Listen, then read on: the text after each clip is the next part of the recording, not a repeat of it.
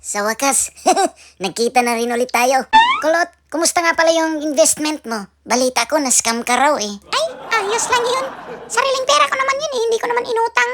Mirisi ka, buti nga sa'yo. Ayaw mo kasi magtrabaho eh. Gusto mo kasi easy money. Ambisyosa. Stand down. Di Relax kasi lang, kayo sir, relax. nag-iisip. Oo, okay lang. Tatakasyon. Relax lang, sir. Para kayong mga... sorry. Ikaw, Leon, kumusta ka nga pala? Aba, naging CEO na ako ngayon eh. Ang galing-galing ko. Paano ba yan? Aba, ayos. Panalo ka, pre. Ayos yan ah. Eh, si Mickey naman kaya. Kumusta ka na, Mickey? Balita ko, kakabreak nyo lang daw ng jowa mo. Ayos lang yun. Carry ko naman ang sarili ko. Tsaka wag na lang natin pag-usapan yung mga negative. Alam mo yun yung mahirap sa'yo, sinusolo mo lang yung problema mo. Pagkatapos mamaya, baka ikaw na naman yung susunod na magpapakamatay. Naku, ang dami ng problema ng ating bayan. Dadagdag pa kayo. Okay na.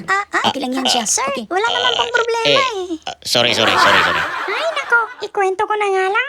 Bumili kasi ako ng sasakyan para sa partner ko. Hindi ko naman alam na gagamitin niya yun para balikan yung ex niya. Kaya ayun, sila na yung nagsama. At eto ako ngayon. Nag-iisa. Ayos lang yan, Mickey. Naiintindihan ka Salamat namin. sa inyong lahat. Makakaahon ka rin. Ay nako, yan lang ba ang problema mo?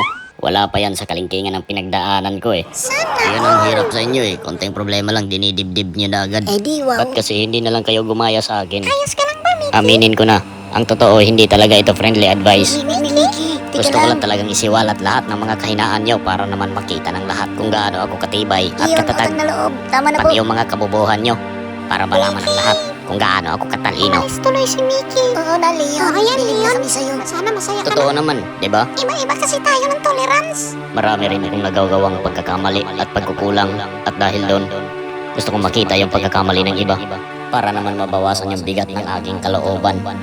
Tulong! Hala. Si Teddy? Teddy, bakit? Si Mickey, nagbigti.